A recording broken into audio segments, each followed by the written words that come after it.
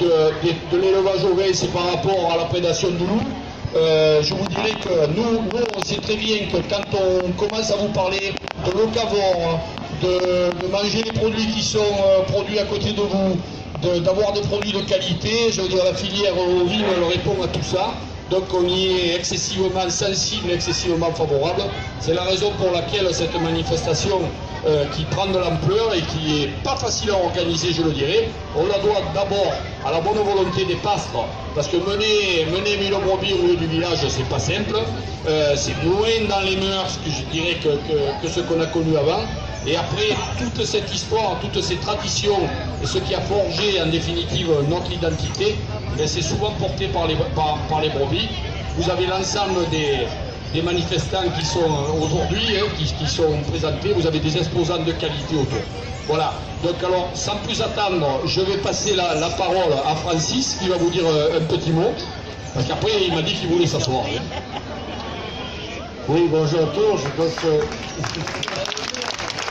Monsieur le maire, en t'applaudit d'abord. Ça tellement dit de choses que je ne sais pas quoi dire. Oui, j'en ai beaucoup à dire. Donc, je remercie les gens qui viennent ici, parce que quand même, les troupeaux, la transhumance, c'est quand même le fond de la vie. C'est 70% de la vie agricole et de PACA. Il faut dire que les surfaces pastorales en tiennent 70% des surfaces. Aujourd'hui, on a quand même des problèmes énormes qui sont le loup. Ça, je ne vais pas vous faire un grand discours. Et dans le Var, monsieur le maire et monsieur le conseiller, vous savez qu'aujourd'hui, on a la récolte depuis 10 jours. Vous avez perdu 27% des surfaces pastorales dues au loup. Ce qui va impliquer, ce n'est pas les moutons qui sont loin que je vais pleurer. C'est les touristes qui ne vont plus avoir de beaux paysages. Parce que l'entretien est fini. Et les incendies vont brûler.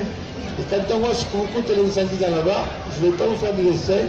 Je pense qu'il faut quand même penser que le bouton et l'élevage est indispensable.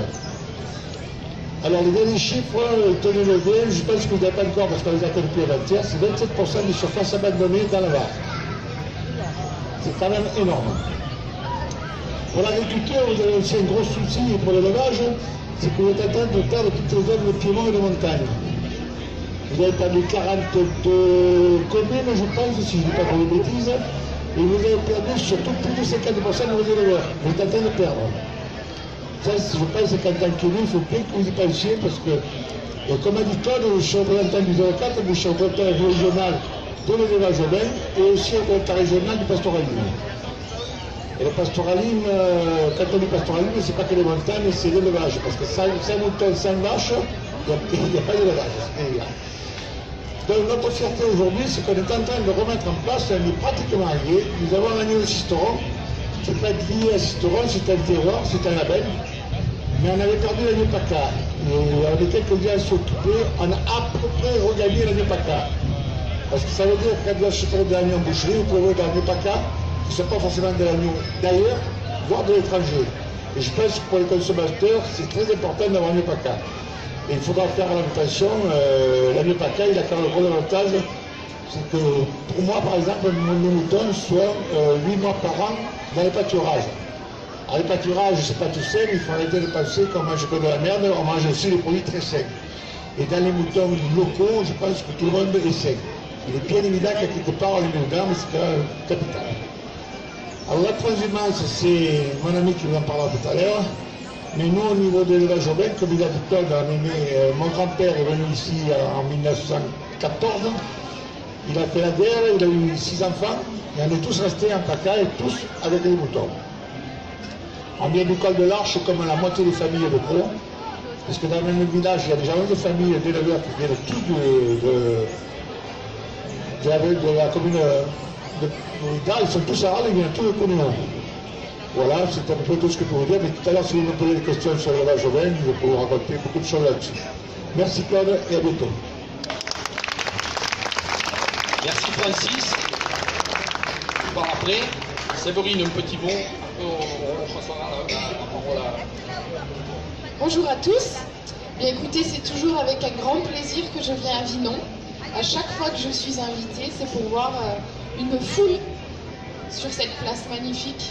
Et aujourd'hui, c'est aussi la nature qui nous rappelle Et ça me fait énormément plaisir de voir comment concilier la vie professionnelle, puisque c'est votre vie professionnelle, et le regard des enfants, notamment, au contact de ces animaux qui nous rappellent l'essence même de notre existence.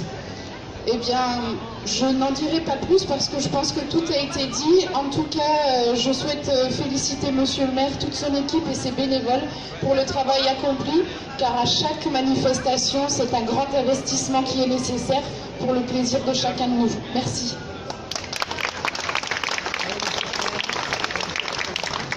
Je te remercie. Bonjour, merci à tous. Donc, Claude a pratiquement tout dit. Je vais insister sur 3 points. Le premier point, c'est que je remercie chaleureusement M. Soldat, parce que sans lui, sans ce mouton, nous ne pouvions pas organiser cette fête. Deuxième chose, c'est que, contrairement aux années précédentes, nous avons recentré toutes les activités au niveau de la place. Les années précédentes, le topo de mouton était au bord du Verdon, et les exposants étaient ici. Donc cette année, nous avons, je pense avec succès, mis le topo de mouton et les exposants sur cette place. Donc 60 exposants, vous les verrez, allez vous promener. Maintenant, le dernier point que je voudrais dire, c'est que l'organisation a été assez lourde, et tout ce que vous avez autour de vous a été organisé par un comité de bénévoles, de 20 adhérents. Sans eux aussi, la manifestation n'aurait pas pu se dérouler. Alors, vous avez certainement lu le programme en main, c'est-à-dire que toute la matinée, il y a des démonstrations. Monsieur Soldat va faire une conférence dans quelques minutes, et cet après-midi, il y aura encore des démonstrations, et il y a un château gonflable pour les enfants, et il y aura aussi un atelier de magie, enfin non, il y a un atelier ludique près, en face le château, et il y aura un spectacle de magie cet après-midi à partir de 15h30, Jackie. Voilà. Et je vais passer la parole. On va dire à Jackie que le dit le mot quand même. Moi, je voulais juste vous rappeler un point, c'est que cette manifestation a lieu aussi grâce à tous les partenariats des commerçants et des artisans de la région et surtout de la commune qui nous soutiennent et qui nous aident financièrement à boucler le budget pour cette journée. Voilà. Alors, Jackie, elle ne le dit pas, mais elle le fait comme quelqu'un qui est célèbre en Provence, elle le fait comme du gros, elle se décarcasse depuis 3 jours. Mais elle est fille de berger et agricultrice et elle s'est vraiment investie dans cette journée, donc il faut la remercier, au même titre que l'ensemble des bénévoles. Je vous l'ai déjà dit, mais sans bénévoles, on ne peut rien faire du tout. Donc je passe la parole à Olivier Bertoin, notre député de la 8e circonscription, qui est dans un pays de brebis, puisque derrière lui, il y a 15 joueurs avec tous ses troupeaux, ses loups, ses sangliers, ses militaires. Merci monsieur le maire, merci cher Claude, c'est un immense plaisir que d'être ce matin avec vous toutes et vous tous. Je salue bien évidemment, comme il se doit, notre collègue Séverine Vincendo, la conseillère départementale, monsieur le président, l'ensemble des bénévoles et de la profession. 3 messages, si vous le permettez, en guise de conclusion. Premier message, il touche aux traditions. Merci. Merci à vous toutes et à vous tous de faire revivre ces traditions. Les traditions, ce n'est pas du folklore. Les traditions, c'est l'histoire de notre pays. Et quand on dit que l'on veut éclairer l'avenir, on l'éclaire avec notre passé, avec notre histoire. Vous voyez tous ces aménagements qui ont été réalisés sur cette place. Les touristes ne savent pas qu'au bout du compte, on doit ces platanes qui sont pratiquement centenaires maintenant, on le doit aux bergers. Parce que les bêtes étaient au soleil, et lorsque les bêtes avaient besoin d'ombre, et les bergers avaient décidé alors eux-mêmes de procéder à l'aménagement du territoire avec la plantation de ces platanes. Et puis il y avait toute cette transhumance que l'on pratique encore aujourd'hui, mais qui était si importante à l'époque. Alors je viens encore d'apprendre quelque chose, Claude, ce matin. Je pensais qu'il y avait, vous savez, comme disait Marcel Pagnol, le ferry boate. le ferry-boat qui était dans le port de Marseille. Eh bien, il y avait un bac ici pour faire traverser non seulement les personnes, mais aussi les moutons qui, bien évidemment, prenaient la route de la transhumance.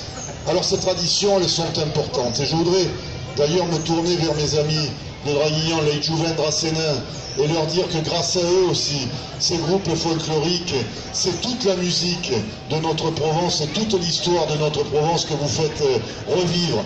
Merci à vous d'égayer cette si belle journée ici. Le deuxième message, mesdames et messieurs, il est simplement un coup de chapeau aux bénévoles que vous incarnez si bien, coup de chapeau aux élus. C'est pas facile organiser une manifestation telle que celle-ci en plein centre-ville avec les consignes de sécurité qui sont les nôtres aujourd'hui. Il faut une sacrée dose de passion et d'envie pour réaliser ces choses-là. Bravo, merci monsieur le maire pour le dévouement. Mesdames et messieurs, on a l'habitude souvent, c'est un mal bien français, de critiquer les élus. Peut-être que nous pourrions faire une exception ce matin et saluer comme il se doit par une salve d'applaudissements vos élus et les bénévoles.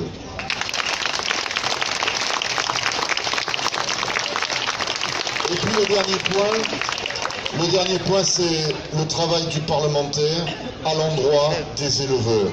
Alors il est multiforme ce travail.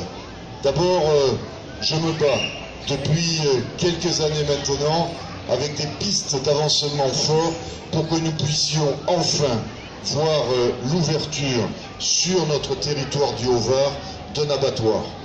Ceci est indispensable, je crois, pour la profession, parce que vous êtes obligés aujourd'hui de partir sur Digne, de partir dans les Alpes-Maritimes, et cela pénalise bien évidemment tout ce qui touche à la production. Il y a également le travail que nous menons auprès des autorités européennes pour essayer de faire déclasser le loup. Vous savez que le loup est aujourd'hui une espèce qui est protégée car en voie de disparition et donc elle bénéficie de la Convention de Berne. Ce qui fait qu'aujourd'hui nous avons au bout du compte assez peu de prélèvements. Il n'y a que 36 prélèvements sur tout le territoire national alors que le loup est en train de se propager à une vitesse immense. Qu'on nous comprenne bien. Il ne s'agit pas de mener une lutte contre un animal que l'on a essayé de réintroduire, on l'a réintroduit avec succès. Il s'agit simplement aujourd'hui d'organiser la cohabitation entre les bergers et cet animal mythique. Or aujourd'hui, il n'y a pas une égalité de traitement. Aujourd'hui, c'est l'espèce du loup qui est totalement surprotégée aujourd'hui et qui impose à nos éleveurs un travail invraisemblable. En plus de leur travail d'élevage, ils sont obligés aussi d'avoir des mesures de protection.